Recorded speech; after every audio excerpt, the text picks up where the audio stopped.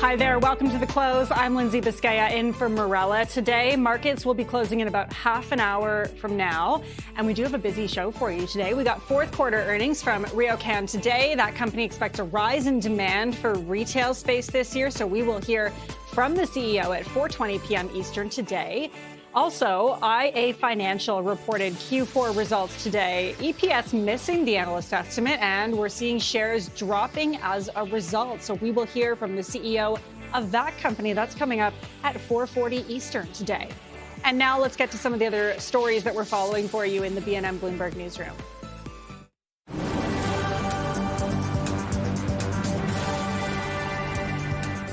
The Canadian housing market saw prices and sales continue to drop for the month of January. The benchmark home price fell by almost a full percent and now sits at just over $665,000.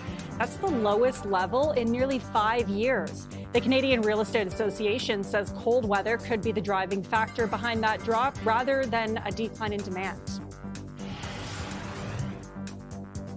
Japan plans to invest up to $36 billion U.S. in American oil, gas, and critical mineral projects.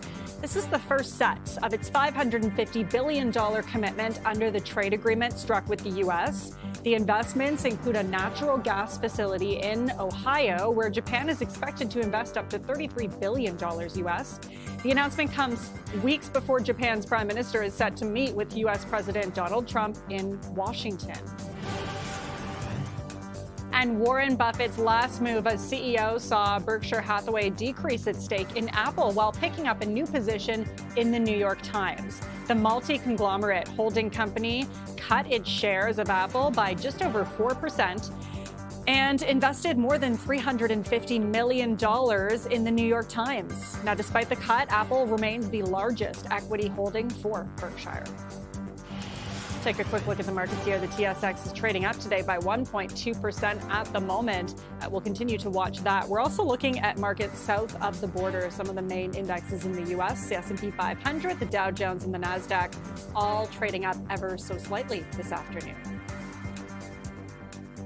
And as we're looking at here, North American markets are rallying today. And our next guest is bullish about double-digit gains for the S&P 500 this year.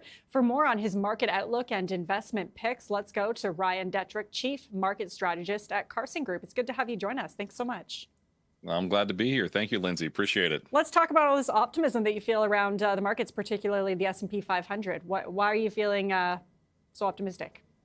Yeah, so there's a lot we can talk about. I mean, we've been in the bullish camp for quite a while, but I think you look at what just is happening right now, right? I mean, we just are wrapping up a spectacular earnings season here in the United States. We're looking at some of the highest profit margins we've ever seen on record. Very strong, some of the strongest revenue since 2022. Those are positives. I mean, long-term stock gains come from strong earnings, so let's not forget that. But then just the idea of the baton being passed around in a bull market, the lifeblood of a bull market is rotation. Yes, tech has lagged. We can get into that. But look at what's happening. I mean, we are seeing other groups take the baton and lead in the time we're doing this. I know we're not quite at all-time highs, but we're not that far away from all-time highs. This rotation and healthy bull market's alive and well, in our opinion. It's really interesting to see what's happening right now, especially when you look at economic data that's been coming in. It's been mixed over the last couple of months in the U.S. I mean, you say that, strong earnings show strong results, but what is keeping all these earnings so strong amid tariff, geopolitical tensions? Like, there's a lot of hurdles to factor in right now. Oh, there's no question about that. And, housing's not been very strong. I mean, we know that. The labor market, obviously, in the U.S. is, lukewarm at best. But then you look at the recent jobs data we just had, right? We have the best jobs data, the best number we've seen, in over a year. We've had positive jobs growth 3 months in a row. I think it's over 70,000 on average. So you're seeing some signs it's coming back. The labor market in the U.S., it's kind of low hire, but low fire. I mean, the reality is the consumer is still healthy. Are there cracks out there? Absolutely. But who's going to continue to push things higher? I mean, listen, if the U.S. consumer is still solid, we think it is, we think they are, those are still major reasons, this bull market's alive and well in the economic data. One more comment on that: it's not just a U.S. story. I mean, we know that, right? I mean, U.S. obviously has lagged the last 2 years from almost from a relative expectations of the economy, but also from a stock market's point of view. And the reality is, we see pickups around the globe on the economic front. So those are just all reasons that we think this is a global bull market, and we just don't think it's going to end anytime soon. I want to get into the tech side of things, because obviously there's been a lot of conversations recently, particularly with, the big hyperscalers, about spending when it comes to AI, when they're going to see return or results from that. Do you think that that's justified, that some investors in tech are wondering that at this point, or is it too early to be wondering that? Well, I think it makes sense. That's a great question. I think it makes sense to be wondering it, because what happened? I mean, Amazon came out and said they're going to spend $200 billion. That's like more than anybody else, and their stock goes down 9 days in a row. That's like the longest losing streak they've almost ever had in the history of that company. Go back to 1997. So clearly, the market is saying, when is this going to really benefit? Potentially again. What we've seen for 3 years, we saw those stocks go up so much. I think the truth is, expectations just got so high. Everybody loved large cap tech. Everybody loved AI. Time named AI, the person of the year, the AI innovators. The bar was just a little high, and now you've had these pullbacks. And I mean, listen, I get it. Software down over 20% from right around the Halloween, late October peak. Yet you have, telecom up over double digits this year, and you have semiconductors that are strong. So it's kind of really a tale of two markets. But to specifically answer your question about tech, yeah, I think we're gonna have some opportunities. When we look back 6 to 9 months from now, this tech pullback we've had, there's a lot of companies that still make a lot of money with some very strong moats, much like last February and March when we had the deep seek worries and sell-off. We look back, it's like, oh, that was an opportunity. I think, Lindsay, we're going to have that opportunity again, and this is a nice time probably to be looking at tech to take that baton back over the coming months. It's going to be interesting to watch. And as you talked about that Mag 7 surge we saw last year, I'm wondering, do you have any different sectors that you are watching for throughout 2026, or sectors that you like coming up? We do. I mean, honestly, tech, we've always been a little bit more neutral technology. So it doesn't mean we don't like it, but it's not one of our favorites. I mean, right here and now, we look at what's leading. I mean, things like industrials. Industrials earnings are up like 26% in the fourth quarter here. Industrials, energy, obviously materials. I mean, those things have been doing very, very well. And it's kind of, this Mag 7 versus the 493. I mean, the 493 is up like 3% this year. Mag 7's down 7%. If my math is right, that's a 10% outperformance already this year. So I'm not saying it's just everything but Mag 7. I think we'd say the cyclical areas of things, again, tech, industrials, energy, materials. Those are some things that we still think make sense. This economy, global economy, continues to do a little bit better than probably most people expect. Mm-hmm. Obviously, where we're sitting right now, we're in the second half of February, and traditionally this is a bit of a weak period. Do you feel that this year it's turning out to be a little weaker as well? And how are you kind of adjusting your strategy, if so? Yeah, we're not really adjusting our strategies. We're still overweight equities. We're just trying to say, listen, here's the deal, right? The Dow Jones Industrial Average is up 9 months in a row. It's one of the longest win streaks ever. The S&P 500 is up 8 out of 9, and it's 9 out of 9 if you do total return basis. So we've had a heck of a run. I think investors need to remember that we're going to, spoiler alert, we're going to have a down month one of these days. And honestly, maybe rip the Band-Aid off and just have it be February to get there. In February, the last 10 years, the last 20 years, and last 50 years is down on average, and usually it's later in the month into early March. From a purely seasonal point of view, no, we do not blindly invest in seasonals. But I think with the run we've had, just be aware there's a little bit of volatility and potential weakness. It would be perfectly normal, and honest to goodness, Lindsay, probably more healthy than not, that we can kind of get into again, maybe in April and so, and kind of get this thing going again. Just before we wrap up, very quickly, because this is an interesting point, of course, the Chinese Lunar New Year was just happening this week. We're now in the year of the horse. Let's end on an optimistic note again. This is maybe good news, you think? What's your take on this? Yeah, well, let's just remember this is a fun one, so don't invest in this. But historically, year of the horse markets do okay. But when I looked into all the signs of the zodiac, when an animal walks on 4 legs, and I get it, everybody, I get it. When they walk on 4 legs, markets actually do really, really well, higher like 80% of the time, but well over double digits, versus things like snakes and other things that kind of crawl or use 2 legs. They don't do as well. So 4 legs, it's a good thing. Year of the horse, don't invest in it. But hey, it is a fun one to talk about. It's a fun one to end on. We'll play this back at the end of the year and see how that went. Ryan Dietrich, Chief Market Strategist at Carson Group. Appreciate your time. Thank you. Well, coming up, General Motors is investing $63 million at its Oshawa plant, and we will talk to the president of GM Canada coming up right after this.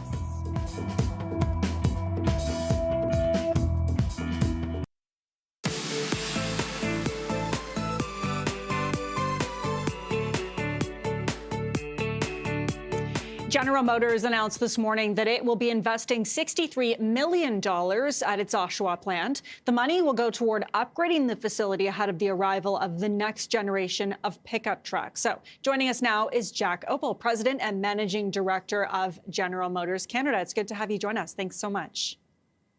Thank you, Lindsay. Thank you for having us. So with this investment that was announced today, I'm wondering, how does this plan and this investment contribute to GM's broader strategy? Lindsay, the announcement today is actually a reaffirmation of General Motors' commitment both to the Oshawa Assembly and to Canada.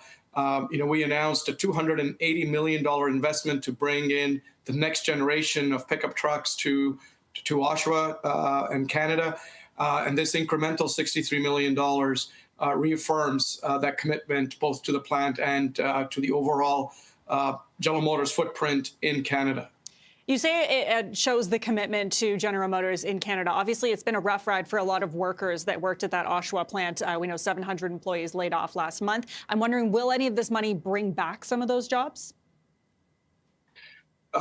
Lindsay, the announcement that we're making today actually reaffirms and will be managed through the two-shift adjustment that we announced a few weeks back. The employees impacted with the third shift change was roughly about 500 of them, and we continue to work, with our union and our partners at the plant to ensure a strong transition with an appropriate level of support as they transition from GM. So is that, I'm not sure what the answer is there. Does that mean that there won't be more jobs added in the near future?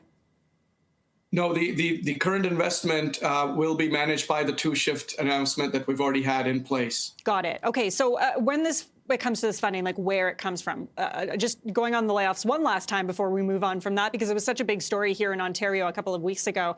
Was any of this funding, did that come from any of the savings that GM acquired from all those layoffs? No, that's absolutely not how it works. Our investments are part of a much longer, broader, long-term strategy. As the next generation pickup trucks are coming into Oshawa, the incremental investment is to solidify and expand what's going to happen within that portfolio. So it's not related at all to the adjustments that were made to the third shift. Okay, so let's move on then, because obviously this investment today is to help preparations to ramp up the production of the next generation of pickup trucks that are coming out of this plant. Correct me if I'm wrong.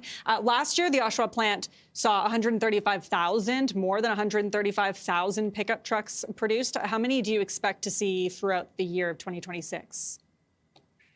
Again, Lindsay, it's not a number that that I can share. It really depends on how the demand goes. We are in a transition year, so as we complete the current generation and plan to start the production of the next generation, that and the consumer demand will really define, how many units are produced. Obviously, our objective is always to maximize and build as much capacity as we have available. So as we've harmonized and gone to a two-shift operation, our efforts will be to maximize and produce every possible unit that we can as we transition from the current generation to the next generation. Can you talk a little bit more about this next generation? Because as I understand it, this pickup truck is the most profitable for GM. Is that correct? It's a great truck for us, and the customers really, really love it. So what does that say then about the future maybe for the Oshawa plant if we're, assembling more of these pickup trucks that are so profitable for General Motors at this plant?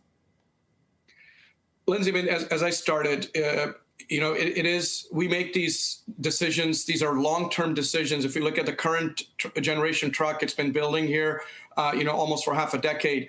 When we make a commitment for the next generation, obviously we make long-term decisions into these investments. We've deployed over $280 million for the next generation. The new $63 million brings us up to almost $260 million of investment to drive the next generation launch. And again, the longevity of it is obviously how long the generation is going to be, but more importantly, it's also driven by the consumer demand. And as long as the demand for these great trucks is there and we continue to build them, that commitment remains with Oshawa. We know that the federal government launched a new auto policy at the beginning of this year that would reward companies for manufacturing vehicles on this side of the border here in Canada. Does the investment today in the strategy have anything to do with that announcement? First of all, we were very pleased to see a lot of clarity come out of the government on the new auto policy. We applaud them for that. The investments, again, if you look, as I've said, today's investment or the investments that we've made previously are all made primarily on consumer demand and what's the right footprint for General Motors to meet its consumers and where to build the product most effectively and efficiently. And then we work around the policy, and we've always made it work. I would say the new auto policy does provide a lot of clarity, especially when it comes to EVs and infrastructure, and we welcome that clarity.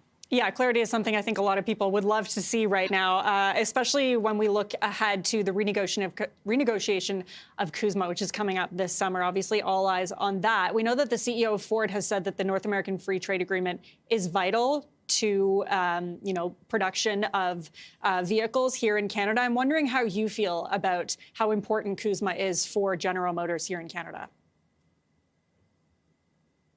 Lindsay, General Motors has we've been committed to Canada, and we've been a long-standing commitment there for over 100 years. The renewed CUSMA agreement would deliver a competitive landscape for the entire North American industry. So we're very hopeful that, we come to an agreement. It is a critical piece of how we've operated over the last, 2 or 3 decades. The North American automotive ecosystem is fully integrated, and the CUSMA basically sets us up for even a stronger North American automotive sector and makes us, really globally competitive. So it is a critical piece of how North American automotive market is going to move forward. Also, just before I let you go, I know that General Motors in the past, had some EVs that were being manufactured out of this plant in Oshawa. Obviously, with everything that happened last year, with the tariffs, that manufacturing was shut down. But also from the federal government announcing some new incentives when it comes to EV purchase incentives, new EV infrastructure. Do you have any plans, or do you know if there's any plans maybe in the future for manufacturing of EVs to ramp up again at the plant in Oshawa? No, Lindsay, we don't have anything to announce as far as changing our manufacturing footprint. But what I would say is, again, the automotive policy allows for a new consumer incentive and infrastructure, both of which drive adaptation. And if we look at last year, General Motors was the leader in the Canadian market, being the #1 EV OEM in the country. So we really welcome that news, and we see a stronger demand for our EVs right across the board, meeting every purse across the Canadian landscape. So it's really great news. Yeah, going to be interesting to see what happens in the future. I'll leave it there. Jack Opel, President and Managing Director of GM Canada. I appreciate you joining us today. Thanks so much. Thank you, Lindsay. Thank you for having me. Thanks. And stay with us. We'll be right back right after this.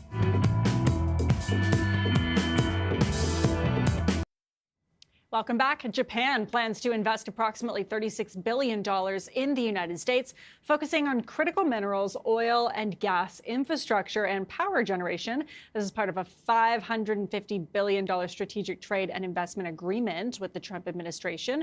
So for further insights, we welcome now Matt Gertkin, Chief Geopolitical and U.S. Political Strategist at BCA Research. It's good to have you join us. Thanks so much.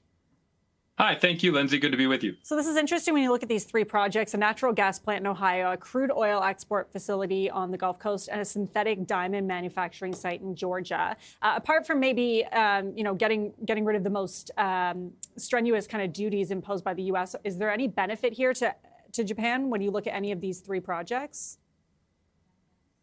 Yeah, we should keep in mind that Japan is the #1 foreign investor in the United States. They have a historic relationship and a strategic partnership that's strengthening as China emerges. And so they have both strategic and economic reasons. Japan has invested $800 billion over the years in the U.S.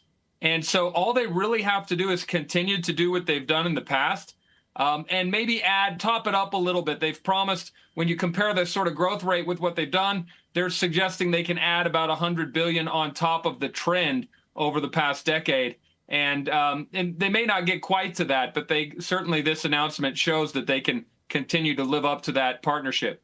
So do you think it's not surprising then that Japan is having these investments, as you say? Japan's one of the biggest investors internationally. Like, it wasn't because of pressure from the United States to maybe get things moving? I do think that in a way that helped. Of course, President Trump has just been so forceful at cajoling allies and saying, hey, it's time to pony up, et cetera. But no, I think ultimately countries will behave based on their own interest.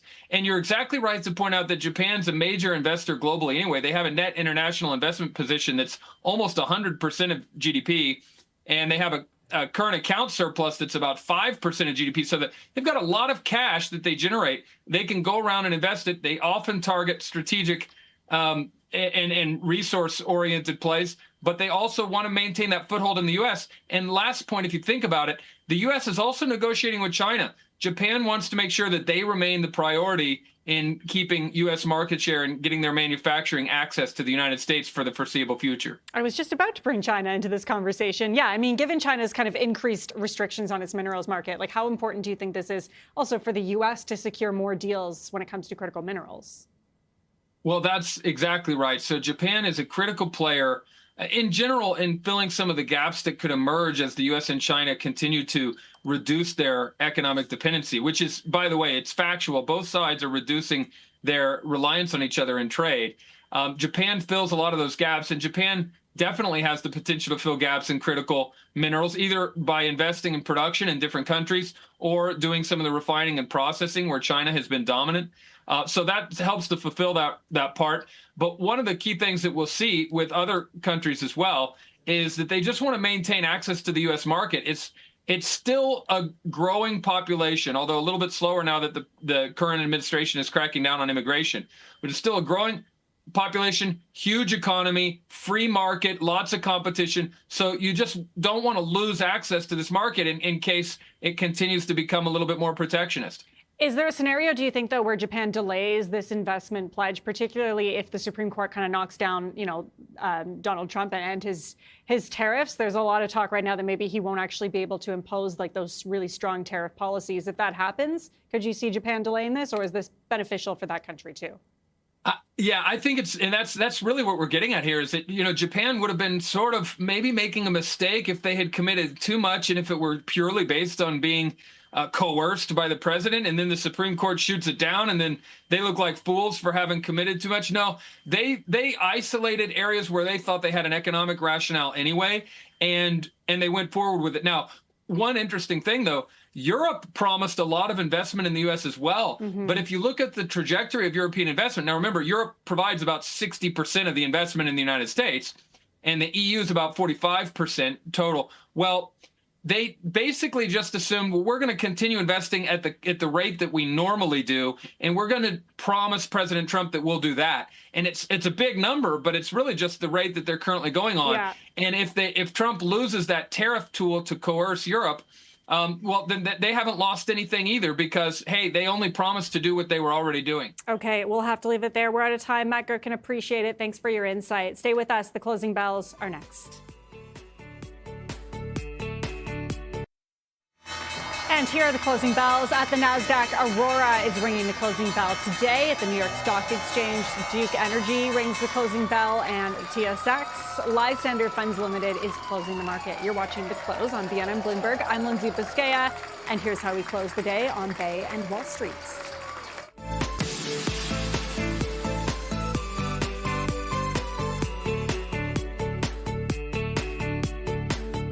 Another interesting day on the markets. The TSX, the S&P 500, the NASDAQ Composite all trading up, particularly the TSX, which finished up 1.5% to end the day. If we take a look at some of the big market movers, particularly on the TSX, we'll at least start there. Shopify, one of the top movers on the TSX today, finishing the day up more than 7%, is getting more upgrades today, with a lot of analysts saying the company is a good opportunity for long-term investors. So that seems to be bumping up that stock.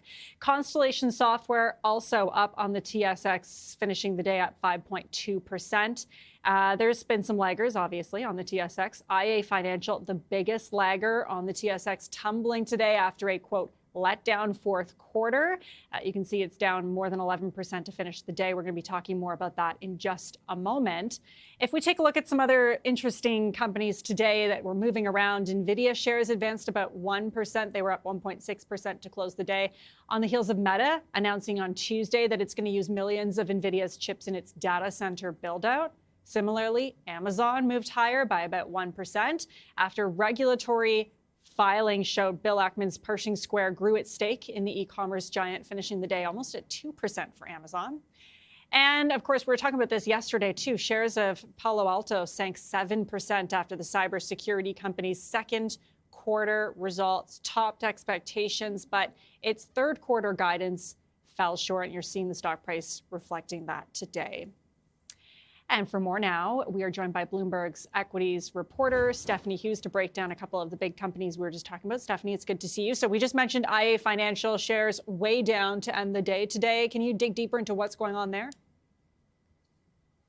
Absolutely, Lindsay. Yeah, IA Financial really did not have a good day today. Those shares were down by nearly 14% at its lowest point, which marked the company's biggest intraday drop since the onset of the pandemic in March 2020. And that's because the insurance and wealth management firm's core earnings of $3.10 per share really just fell short of what analysts were expecting. And that prompted Scotiabank to downgrade the company to a sector outperform rating, which is like moving a stock to a hold from a buy rating. So they said that while they did see some positive elements in the quarter, the results were just underwhelming compared to what IA Financial's peers brought to the market during this earnings season this time around. They also added that while they still see some long-term potential for the company, in a note before the market opened today, they said that they were expecting some pressure on shares because of these results. And that's exactly what we saw, to the tune of a double-digit decline at its worst today.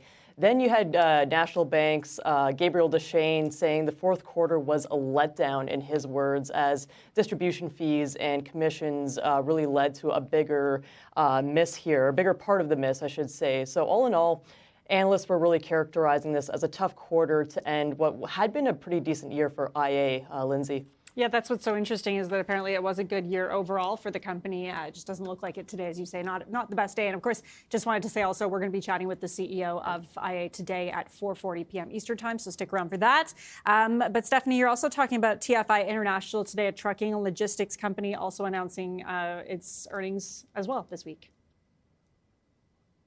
That's right. Yeah. So another decliner on the TSX was TFI International. Like you mentioned, it's a logistics, trucking, and shipping company. Those shares fell by 8% at its lowest point, about its biggest drop in about a week. And while its fourth quarter results did come ahead of what analysts were expecting, it was the first quarter forecast that came in a little light. So the company sees its EPS ranging between 50 to 60 cents a share, and that's well below the Bloomberg consensus estimates of around 80 cents per share. So TD Cowen's team said TFI's freight subsidiary T-Force did help boost some stronger margins and helped end a challenging year on a bottom line beat. But all in all, the next quarter guidance is still a little bit light, and that's what traders are really focusing on here. That's what's causing a bit of this sell-off today, Lindsay. Interesting stuff. Okay, we will leave it there. That's Bloomberg's Stephanie Hughes reporting live for us. Stephanie, thanks so much as always. Up next, Canadian and U.S. markets rally and oil prices jump. We've got more after the break. Stay with us.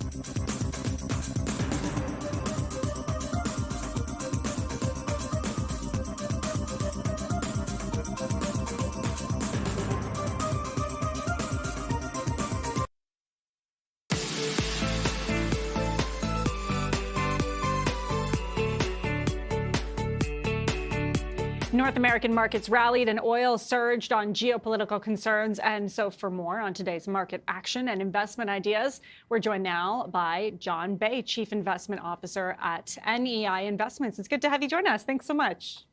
Thank you for inviting me, Lindsay. A lot to go over here. I think we'll start with the price of oil, which we saw, surging today. What do you make of that? Do you foresee more volatility in the future, I guess?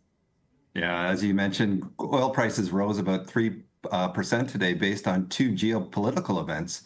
First one is the peace negotiations between Russia and Ukraine ended in Geneva without a breakthrough in those talks. But the second, more important, I think, geopolitical event that happened today was the increased concerns around the U.S. and Iran that threatened supply disruptions through the Gulf of Hormuz.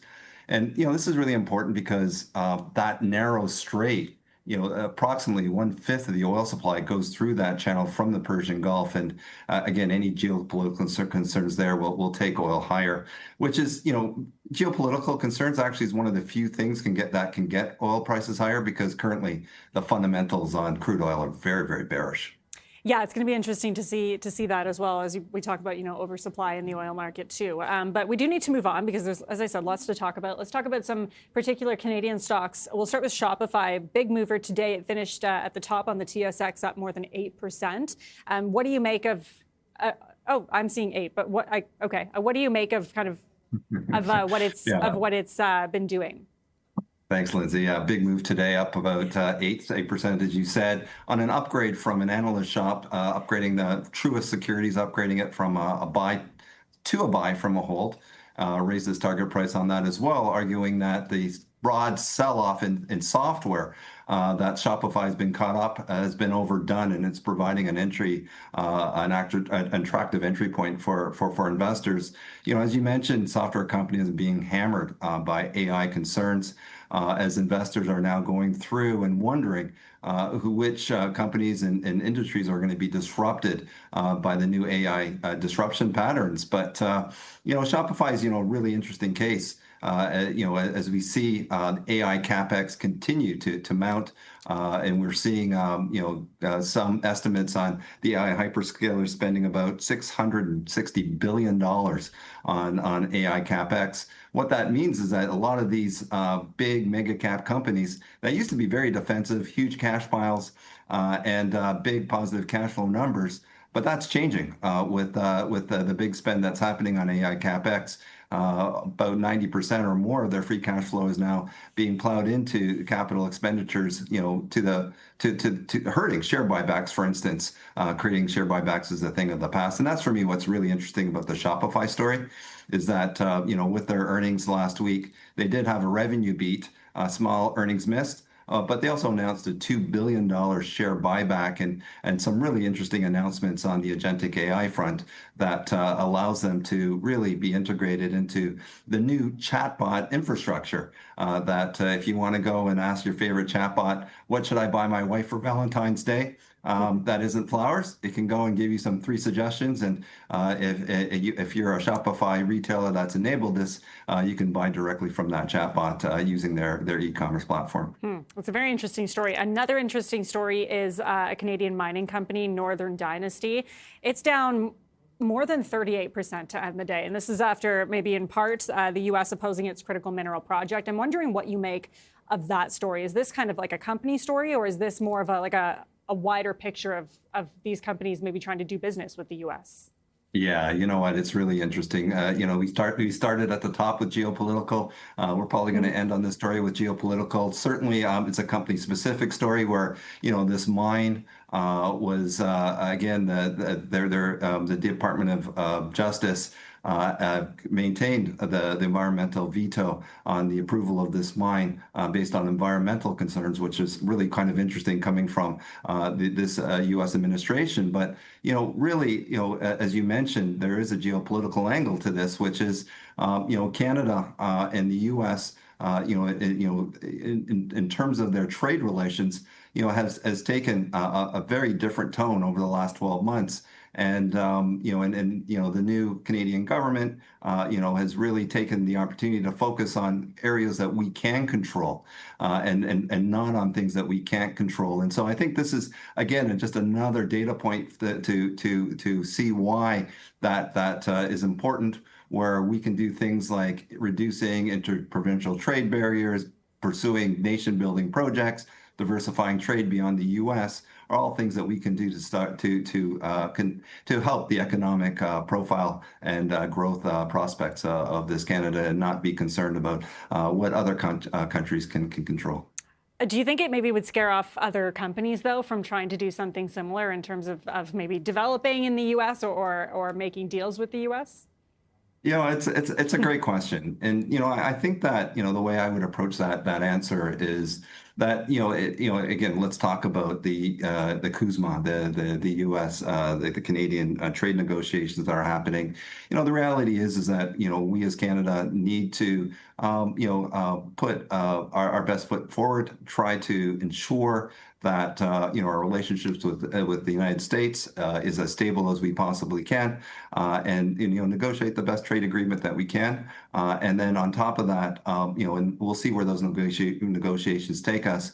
But at the same time, let's prepare for the worst and hope for the best, prepare for the worst, and if you as a company can pursue growth opportunities in different environments, not just with the U.S., but diversify your customer chain into Europe and Asia and things of that sort. I think that as they say, concentrating all your eggs in one basket, whether it be the American basket, Asia basket, or European basket, isn't always the best strategy, but a diversified strategy of your customer base makes, really helps the risk profile of your company. For sure. Okay, we will leave it there. John Bay, Chief Investment Officer at NEI Investments. It's so good to have you join us. Thanks so much. Oh, thank you so much. Really enjoyed this. Thanks.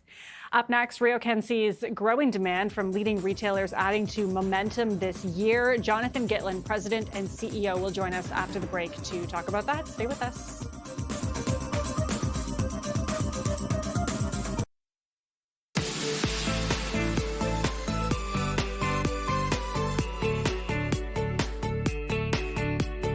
RioCan has reported a rise in profit for the fourth quarter on lower revenue. The Real Estate Investment Trust says it's seeing rising demand from leading retailers amid a shortage of well-located retail space. So for more on the future plans, joining us now is Jonathan Gitlin, President and CEO of RioCan. It's good to have you join us. Thanks so much. So nice to be here with you, Lindsay. So you say you're optimistic about rising demand from leading retailers. Why is that? Well, I think that the retail landscape in Canada is very strong.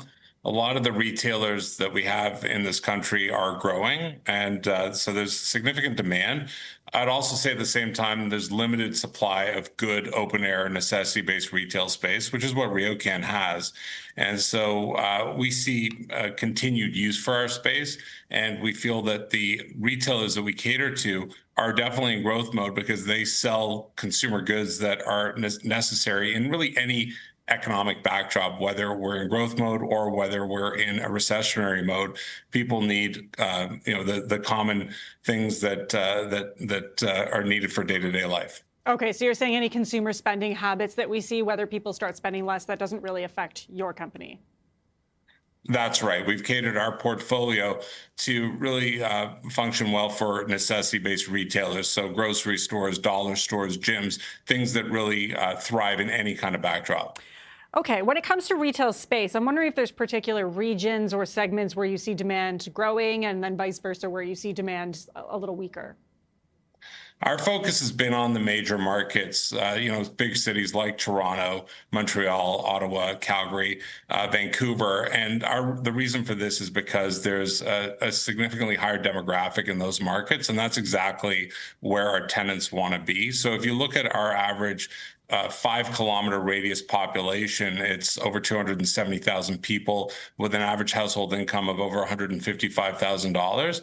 And those are the people who are obviously spending, they have the capacity to spend more, and they're spending on the exact type of product that we're offering in our centers. And so I do feel that those major markets have that demographic advantage. But that being said, Lindsay, we're seeing demand across the entire country right now. There's, I would say, a structural shortage of good retail space, and so we're actually hearing about our colleagues who own properties outside of those big six markets, and they're also in high demand. But I think that the longevity of demand is going to be more prominent in markets like the ones where RioCan owns. So are you not seeing much weakness then? Like I know I take your point that you said you're seeing demand across the board, so there's no areas where you're seeing weakness instead. Not from our perspective. RioCan's portfolio currently sits at, our retail portfolio currently sits at 98.5% occupancy. Our leasing spreads this last year were at 21%, which means that tenants are paying significantly more to renew space than they were before. And there's just not a lot of supply that's been built. So I think there's a structural shortage of new retail space. So we're seeing demand across the board, keeping in mind the space that we occupy, or the space that we operate in, is really that necessity-based goods. So I'm not talking about luxury goods. I'm really talking about common day-to-day goods. And yes, I think the demand for that type of product is very strong within the Canadian landscape. Okay. I'm wondering now if you can give us an update on the Hudson's Bay locations, that situation. Like, how long do you expect to see that affect your bottom line? And what plans do you have at this point for any of the remaining locations? So the Hudson's Bay story is one that I would that is largely in RioCan's rear view. We've dealt with all of the space, and at this point, there's no further economic impact on RioCan. We have taken a few spaces in our portfolio and released them at rents that are far higher than what the Bay was previously paying, and so really it's just upside from here on in. But from an economic perspective, all of the impact has been addressed, and we no longer have any further exposure going forward. Okay. In the third quarter, you had reported weakness in rent growth and occupancy in some markets for rental buildings. What's your strategy for your apartment portfolio in the year ahead? So we're in the process of selling a lot of our RioCan Living portfolio and really focusing on our core retail portfolio.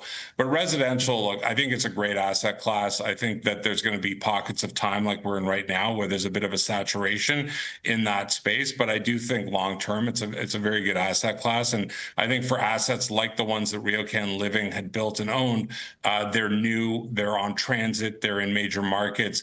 And so even though there was a bit of slippage operationally, we think over time that corrects itself.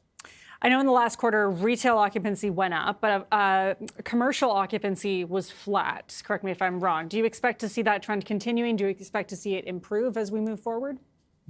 It's pretty hard to improve from 98%, but which is functionally full. But really, the retail occupancy is at 98.5%. The overall occupancy is slightly lower because we do have some office in our portfolio, which is still operating at about 90% occupancy, which is fairly strong for that asset class.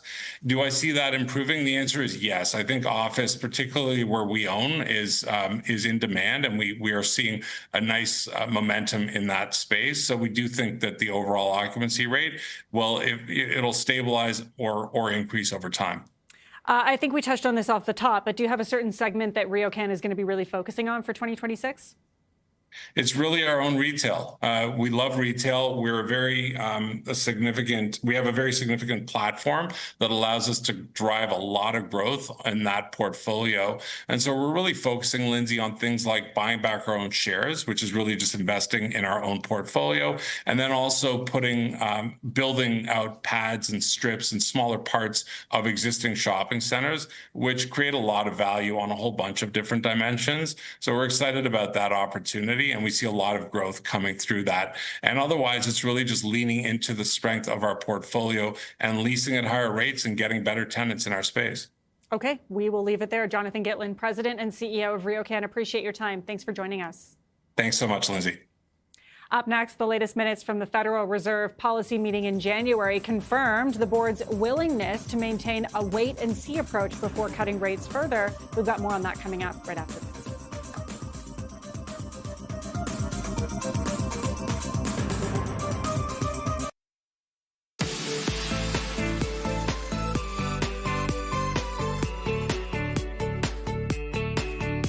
The latest Fed minutes indicate Federal Reserve officials who were divided at their January meeting may consider resuming cuts later in the year if inflation allows. So for more, let's bring in Blake Gwynn, head of U.S. rate strategy at RBC Capital Management. It's Capital Markets, rather. It's good to have you. Thanks for joining us. Thanks for having me. So there seems to be some kind of consensus, obviously, right now that a rate pause is fine with potential maybe rate cuts down the road. I'm wondering what you make of what you heard in those Fed minutes today. Yeah, I think if you look at kind of an, let's call it an outright basis, you could say that it was a bit hawkish. I think a lot of the focus was really on the comment that several wanted two-sided language to reflect some possibility of hikes later on. I would pull back a little bit against that. I mean, I think several is not a lot in the terms of the Fed. Several is a bit more than few. It's less than some. So really not a large contingent there. And the other thing is that language was keyed off of, or conditional, I should say, on improvement in inflation. So you had a few people who said if inflation does not come down later in the year, that hikes could be a possibility. That's a very conditional probability that only a few really wanted to highlight. So I'm not making too much of that. I think that's been some of the hawkish focus. But like I said, on an outright basis, it's hawkish. But I do think it's actually pretty in line with what I would have expected, given the fact that they paused, given what we heard from Powell, and also given what we've heard from some of the other FOMC members since the meeting.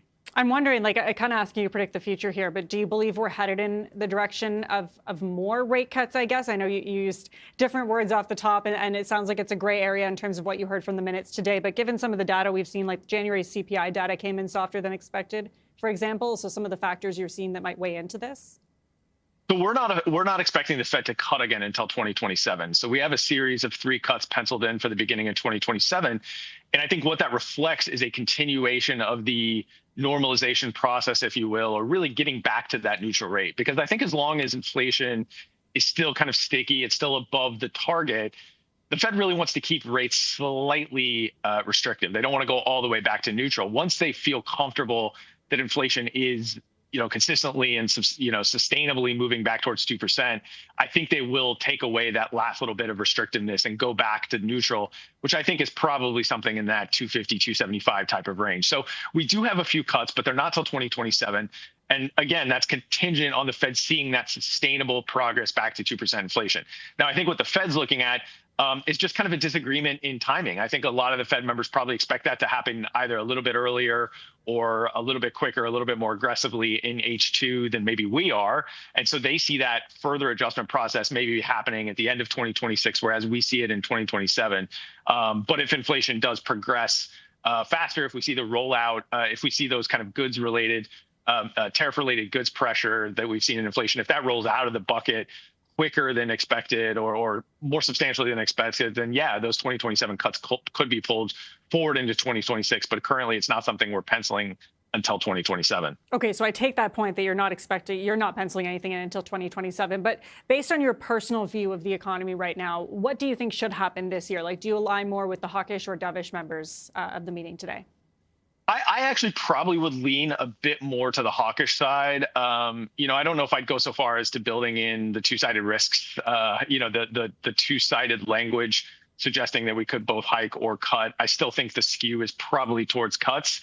But I think one thing we had a little bit of understanding for in the minutes was a few who had said that they were worried that by further cutting of rates or further dovishness, I'm paraphrasing there, they just said cutting of rates. But if they continue to have this, significantly dovish lean with inflation just stubbornly printing above target, does there come a point where the market starts to question their commitment to that 2% goal? If the market starts to think, hey, these guys are fine just leaving inflation in the high 2s, they're not really going to push that hard to get it back down to 2%. That could have a lot of impacts, not just on further settings of inflation if those inflation expectations become unmoored, but certainly in my markets, when you look at kind of what's priced in for inflation out the curve, those are things that could start to move. So that was a statement in there that I actually have some sympathy for. And I think something we've been talking to clients about is that, the Fed, by continuing to cut with inflation above target, if those labor market risks that they were worried about in Q4 are coming off, at what point does the market start to question that commitment to the inflation target? It's interesting, too, right? Because there's still parts of the economy that are still very much affected by high borrowing costs. When you look at the housing market, like if there is no rate cuts for the rest of 2026, as you're kind of penciling in, is there room for these parts of the economy to sort themselves out otherwise? Yeah, well, look, I mean, even in some of the most dovish scenarios that I think people are talking about, maybe aside from, kind of Miriam or people who are expecting very, very large cuts going to what I would consider kind of an accommodative territory, outside of that, is 50 basis points more of cuts, is that really going to restart or make a major difference in, say, the housing market? And also part of the issue in the housing markets is not a demand problem, but we're still dealing with supply shortages as well. So you have to think about that all-in cost of housing, not just the mortgage piece of it. If we start to raise demand by lowering interest rates, you may offset that affordability help by rising prices. So I'm just not convinced that 25, 50, even 75 basis points is really going to be make or break for some of these interest rate sensitive sectors like housing that are struggling. I think there's some structural problems that still need to be hammered out there. And you're not going to gloss over that with 50, 75 basis points of cuts. Well, and then just lastly, very quickly, there's still the upcoming appointment of the new Fed chair happening in May. So is it maybe premature for people to even really be discussing the long-term outlook of interest rates? I've really been talking about that to a lot of clients as almost a bit of a red herring. This is one person on a 12-person committee. The chair does have some soft power. I think, we've seen in the past that Fed chairs have some influence on strengthening a consensus. Maybe they can keep people from dissenting. They can, pull the fringes of the committee towards a consensus. But what they can't do is shift the entire committee to a rate outcome that they do not support. So to think that Warsh is going to come in and all of a sudden be able to convince the committee that big cuts are needed this year, if the data is not supporting it, I just don't think we're going to go there. So I'm still focused more on the data than who's in charge of the Fed. Okay, we will have to leave it there. So good to get your insight on this. Blake Gwynn, head of U.S. rate strategy at RBC Capital Markets. Thanks for joining us. Well, inflation eased to 2.3% with savings in gas, shelter, and cell plans. But Canada now has the highest food inflation rate among G7 nations. CTV's Adrian Gobriel has more on that in this report. Putting the brakes on inflation at the pumps. Canada's annual inflation rate landed at 2.3% in January, a slight dip from 2.4% in December, with the price of gasoline driving the decline, dipping by more than 16% year over year. Pretty good print with prices heading in the right direction. After years of driving inflation, the cost of shelter is now actually helping keep things grounded. Whether that's ownership costs, or we're seeing that rents overall are decelerating. I would say that big contributing factor to CPI continues to move in the right direction. The same can't be said at the grocery store, where a 4.8% overall increase is leaving Canadians with a bitter taste. It's getting out of hand for sure. You came to spend $20 and you spend a couple hundred. While rice, fresh vegetables, and eggs have decelerated, ground beef is up by more than 22% year over year. Nuts and seeds have spiked more than 13%, with roasted and ground coffee boiling over at more than 37%.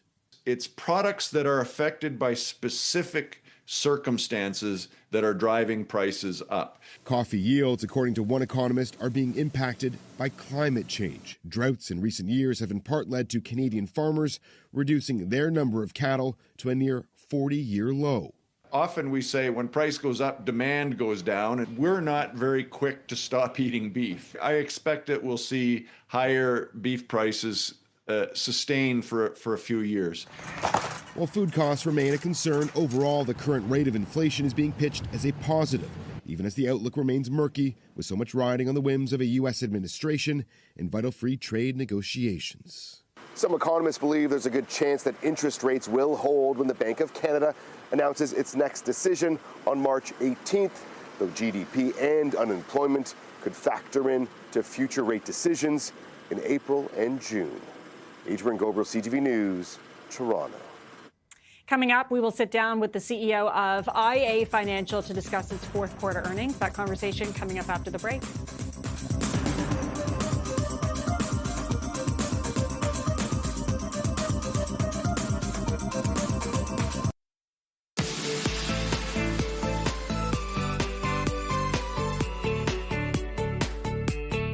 IA Financial shares fell today after the insurance and wealth management firm's fourth quarter core earnings per share missed the average analyst estimate. And so for more perspective, we're joined now by Denis Ricard, President and CEO of IA Financial. It's good to have you join us, sir. Thanks so much. Nice to be with you today. So what are your thoughts and your reaction on the latest quarter for IA Financial and also the market reaction to it? Well, I've got a lot of experience in the industry, and I've seen the stocks moving up or down the day of the announcement. So I will, I will be patient, see, over the next couple of days how the stock perform. But I think there's been an overreaction today for sure, because we've had a remarkable year last year. Yes, a miss for the last quarter, but there are a lot of very, I would say, reasonable explanation, something that are unusual that will not be repeat itself in the future. So I feel confident about the future. What were some of those factors, that the reasonable explanation for the latest quarter, and also some factors that you just mentioned there that won't be repeated in the future? What are those? Yeah. Interestingly, one of them is the fact that we've had such a great ride on our stock recently that there's been some additional expenses related to compensation that are related to variable to stock price, basically, like performance share units. So there was an uptick of 10 cents per share in the quarter.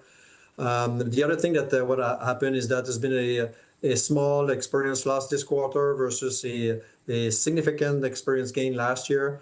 Anyways, related to one specific group that we had. And also, I would say that the seasonality of our results have probably not been understood very well by the market. So we need to do a better job to explain that in some quarters, because of, let's say, for example, we have some auto and home insurance business, and there might be some weather issue, or whether obviously in Q1 or Q4 is because of winter. There's more claims, for example. So we need to explain a bit more the variability, the seasonality of our results. What about the acquisition of RF Capital? How much did that impact net profits in this quarter? Well, for this quarter, we're very pleased because it was not supposed to be accretive as fast. And so this quarter, we have a positive contribution of $3 million net for that acquisition. We've had a fantastic retention of advisors in that business. Also, the market has helped during the year. So we're very pleased where we are. And we've already started doing some synergies in that business. So, great future. You also pulled your 17% ROE ahead of its 2027 schedule. What was the strategy behind that move? Yeah, well, another thing that I think has been a remarkable year. Not only have we increased the EPS by 16% last year, over our 10% guidance to the market, but we've decided to advance the guidance for the ROE, which was 17% in 2027. And because we've reached last year 17.1%, we decided to obviously advance that guidance. So we believe that in 2026, we will be able to deliver that 17% plus going forward. Expenses noticeably higher in this quarter as well. I'm wondering, what do you say to investors to reassure them about that this isn't going to be a broader trend going forward? Or is it? Well, we manage our expenses very tightly. But like I said before, some additional expenses were really compensation related, which should be a good news. Our performance has been remarkable, like I said. In fact, over the last 2 years, our stock almost doubled. So we've had to account for additional compensation expenses related to the stock movement over that period. That's certainly the main item that we've seen in the last quarter.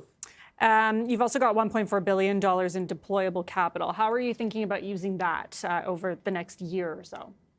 Yeah, we're very pleased to the fact that we've got that $1.4 billion. We have capital deployment basically is one of our main priorities, obviously for organic growth. But on top of that, we also look at growing by acquisition. We've done many over the years, 70 acquisitions since 2000. 10 of them were over $100 million. And so we're looking at acquisition, whether it's in Canada, in our current businesses, or also in the U.S., because now we've got 2 businesses in the U.S. So we're looking at a lot of opportunities. I can assure you that we will stay disciplined. And at the end of the day, if we cannot deploy it as quickly as we would like to, there's also the buyback of shares that is certainly an option that we have. In fact, we have accelerated the buyback recently because we're generating a large amount of excess capital. Oh, you have? Okay, because I was going to ask you, given the stock's reaction today, and I know you say you're not reading into that too much, the market reaction, but I was going to ask why not accelerate the share buyback, but you're saying you've already done that? Yeah, well, in fact, last year at some point we were at a pace of 2% a year. We've increased it in November, And certainly based on the stock price today, you would expect that we would probably accelerate the buyback of stocks in the next weeks, certainly. Okay, we will leave it there. Denis Ricard, President and CEO of IA Financial, appreciate you joining us today. Thank you. Pleasure. Prime Minister Mark Carney officially launched a multi-billion-dollar Canada First buy and build defense industrial strategy that promises contracts to Canadian firms and 125,000 jobs to Canadians. CTV's Quebec Bureau Chief Geneviève Beauchemin has more in this report. Prime Minister Mark Carney says Canada has for too long relied on geography and others to protect the country, that his plan overhauls that strategy in a changing world. It means building a domestic defense industrial base so we are never hostage to the decisions of others.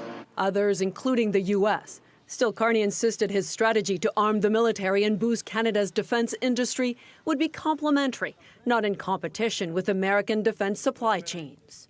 First, we will build in Canada and prioritize Canadian companies.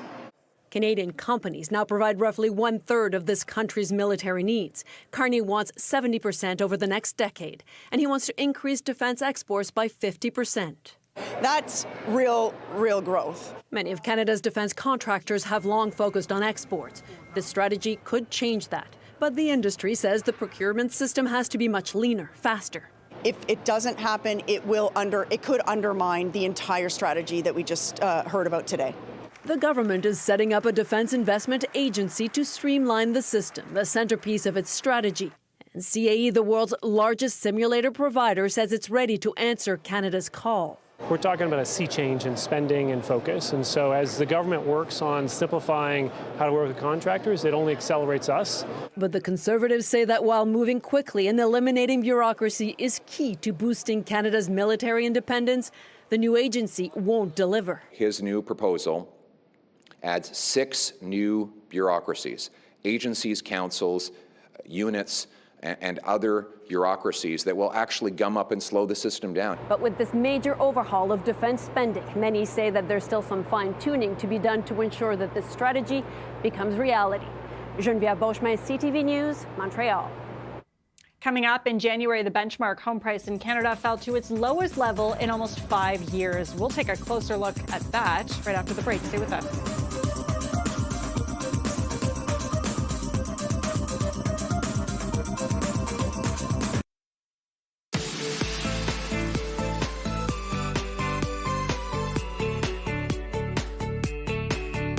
Welcome back. In January, the benchmark home price fell to its lowest level in almost 5 years. And to break that down, we were joined earlier by Sean Cathcart, senior economist with the Canadian Real Estate Association. On the price side, I think we've probably got a little bit further to melt, just to continue the snow theme there. But, the lowest since spring, summer of 2021, that would have been true in every month last year as well. We've had this sort of slow melt. It really, if you look at where prices are today, was really that initial COVID increase from early 2020 to the summer of 2021. Kind of made sense. We expected that anyway in those years. It just happened a lot faster during COVID. And then it took that next leg up through spring of 2022 that didn't really make a lot of sense. And that's what's been given back over the last 3 years of high interest rates and economic uncertainty of the last year. But if demand comes back, particularly from first-time buyers this year, as we expect it will, I definitely think that's going to stabilize.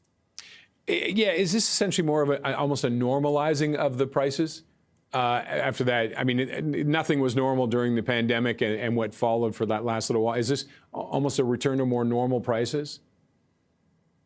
It's definitely a return to, in terms of affordability, no. Affordability is still strained compared to what a historical average would be. But it's certainly some of the prices that were justified in late 2021 and early 2022 by the interest rates of that time period are not prices that can withstand mortgage rates of 4%. And so it takes a long time to sort of melt back down. I think we are close to sort of stabilizing. And most of that weakness now is concentrated in Ontario. And so what our forecast really is for Ontario and BC to sort of stabilize this year, whereas a lot of those hot markets that had benefited from record population growth that they no longer have We expect those to sort of settle down. There's a bit of a convergence regionally. And we think that the story in 2026 is going to be by property type. Now, the condo market's going to continue to struggle. It's competing with a flood of new purpose-built rental apartments and a major decline in rental demand from slower population growth. Mm-hmm. But we also have the biggest demographic group in the history of Canada, 25 to 40-year-olds, who've been locked out of the market for 4 years, who we think are going to come back.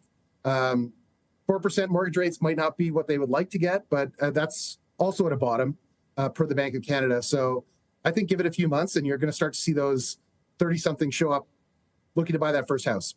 And I mean, 4% is probably an average. It's probably even a little below the average over the last 40 or 50 years. We just got so used to hearing 1.9 and 2%. Yeah, exactly. But that's where we're going to be. If you look at the Bank of Canada's policy rate, they're actually at the lower end of what they consider neutral. And so unless we are looking at a recession or some major deflationary forces or disinflationary forces, which it doesn't really look like that's going to happen, we're probably about where we're going to be. And so the last 15 years of getting a mortgage rate that starts with a 2 or a 3 are over. And the Bank of Canada has said as much, and bond markets agree. And so for any buyers that have been waiting, saying I'm not going to lock in a 5-year rate until it's at the bottom, that's now. All right, we didn't really get into the numbers off the top. Let's talk a little bit about which markets took the biggest hit and which ones do you think are ready to rebound there? I mean, because we do have some interesting factors because we have that almost negative population growth or zero population growth or minimal playing in with the fact people do eventually have to move. Which areas took the biggest hit and where do you see the rebound coming? Well, in January, it was definitely southwestern Ontario and the Greater Golden Horseshoe because people were under 2 feet of snow. So January is one of those months that's more noise than signal.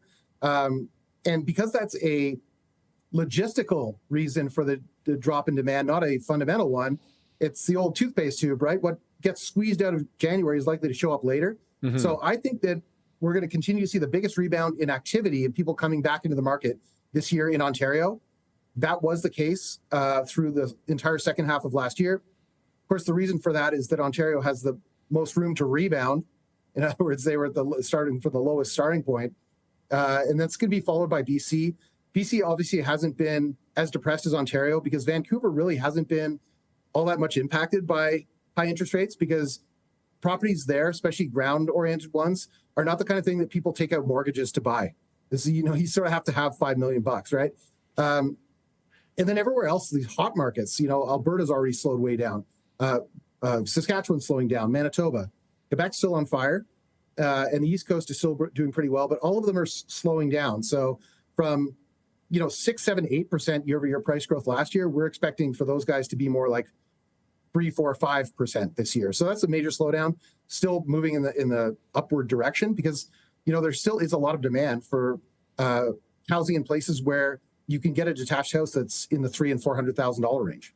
Now, are we seeing pressure on some of those areas that maybe people went to during the pandemic, the work from home and all that? Now we're getting this pressure for everybody to come back to work. Are we seeing people having to move distances because they thought they were going to stay work from home forever?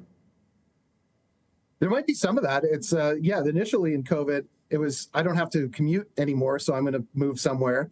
And then as people started to call back to the office, you had a second wave of people leaving who are more like in the sort of late 50s, early 60s range, who said, I'm not going to commute back into downtown Toronto.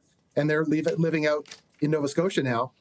And then you've got another wave of young people who continue to move out in search of a family-sized home that they can buy and own on the ground, which is not possible for a lot of people, maybe a majority of young people in and around the Lower Mainland and GTA, because housing is just too expensive unless you've got a gift from the bank of mom and dad, mm-hmm. which is becoming increasingly common. People are, it's a trend we've been watching for 15 years. It used to be from Toronto to Guelph, and then it was Toronto to London, and then it was Toronto to Calgary, and maybe today it's Toronto to Regina.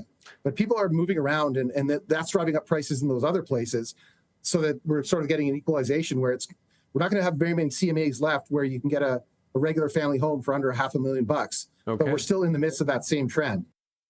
That was Sean Cathcart, senior economist at CREA. And here's what's happening on Bay and Wall Street before we wrap up here today. Taking a quick look at the TSX, which closed at a record high today, well above 33,000, almost at 33,390 points. Broad gains for the TSX across the energy sector, the tech stocks, as well as precious metals. And so we're seeing that today. We'll continue to follow that tomorrow, see if the TSX can keep going there.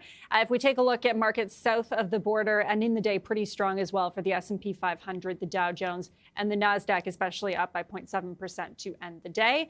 Also, just one last look at one stock, and that's Glencore, which made an additional distribution to shareholders today. So they also reached an agreement with Congo's state mining company over a land package that will allow them to boost copper production in that country. And Glencore ending the day almost up 5%. Thanks for joining us today on The Close. We'll see you tomorrow.